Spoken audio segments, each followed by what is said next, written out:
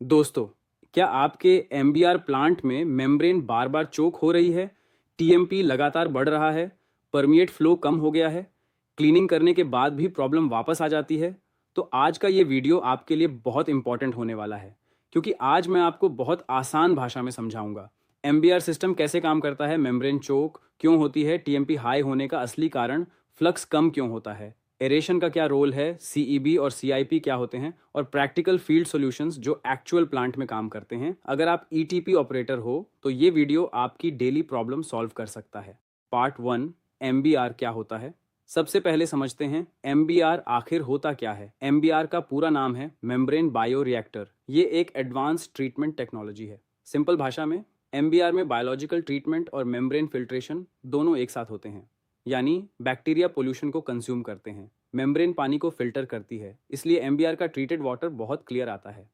MBR के फायदे: TSS बहुत कम, better water quality, water reuse possible, RO load कम। लेकिन एमबीआर की सबसे कॉमन प्रॉब्लम होती है मेम्ब्रेन फाउलिंग या चोकिंग। पार्ट 2, मेम्ब्रेन चोक क्या होती है। मेम्ब्रेन में बहुत छोटे छोटे पोर्स होते हैं। जब sludge, oil, grease, scaling, bacteria layer membrane surface पर जमा होने लगते हैं तो मेम्ब्रेन चोक होने लगती है। इसके बाद वाटर फ्लो कम हो जाता है, टीएमपी बढ़ने लगता है, सक्शन प्रेशर बढ़ जाता है, क्लीनिंग बार बार करनी पड़ती है, और अगर समय पर कंट्रोल नहीं किया तो मेम्ब्रेन परमानेंटली डैमेज भी हो सकती है। पार्ट 3, टीएमपी क्या होता है।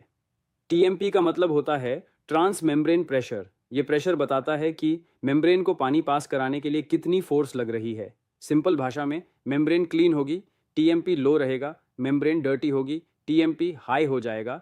इसलिए टीएमपी मेम्ब्रेन हेल्थ का सबसे इंपॉर्टेंट इंडिकेटर है। पार्ट 4, टीएमपी हाई क्यों होता है। अब समझते हैं टीएमपी बढ़ने के असली कारण। एक, हाई एमएलएसएस। अगर एमएलएसएस बहुत ज़्यादा हो गया तो स्लज मेम्ब्रेन सरफेस पर जमा होने लगता है, जिससे फाउलिंग बढ़ती है।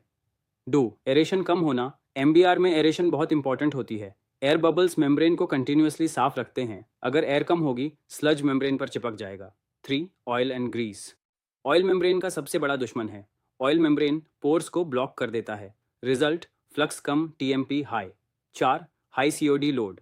अगर अचानक बहुत ज़्यादा पोल्यूशन लोड आ जाए तो बायोमास डिस्टर्ब हो जाता है और मेम्ब्रेन फाउलिंग बढ़ जाती है। 5, स्केलिंग। हार्डनेस और सॉल्ट मेम्ब्रेन पर जमा होने लगते हैं, इसे स्केलिंग कहते हैं।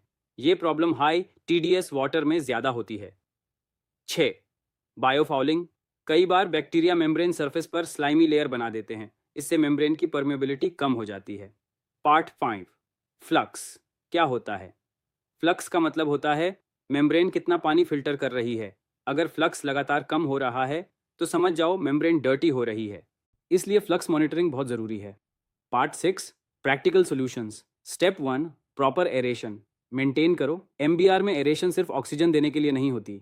एयर स्काउरिंग मेम्ब्रेन सरफेस को साफ रखता है, इसलिए ब्लोअर सही चलाओ, एयरलाइन चोक चेक करो, डिफ्यूज़र क्लीन रखो। स्टेप 2, एमएलएसएस कंट्रोल करो। बहुत ज़्यादा एमएलएसएस डेंजरस होता है। हाई एमएलएसएस फाउलिंग बढ़ाता है, टीएमपी बढ़ाता है, इसलिए रेगुलर स्लज वेस्टिंग करो।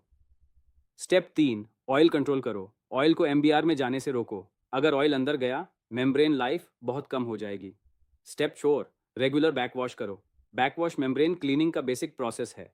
बैकवॉश मेम्ब्रेन पोर्स साफ करता है, फाउलिंग कम करता है। अगर बैकवॉश स्किप किया मेम्ब्रेन जल्दी चोक होगी।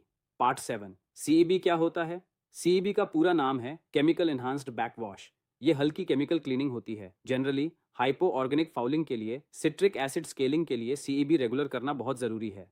पार्ट 8, सीआईपी क्या होता है। सीआईपी का मतलब है क्लीन इन प्लेस। ये डीप क्लीनिंग प्रोसेस होता है। जब टीएमपी बहुत हाई हो जाए, फ्लक्स बहुत कम हो जाए, तब सीआईपी किया जाता है। Common chemicals: sodium hypochlorite, citric acid.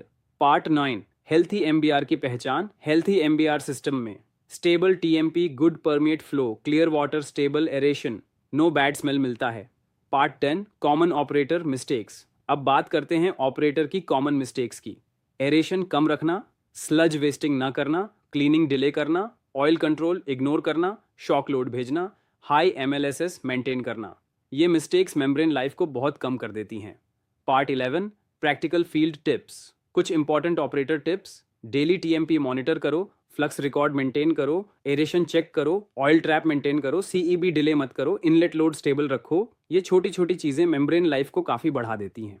अगर वीडियो यूजफुल लगी हो तो लाइक करें, शेयर करें और चैनल सब्सक्राइब ज़रूर करें। Thank you.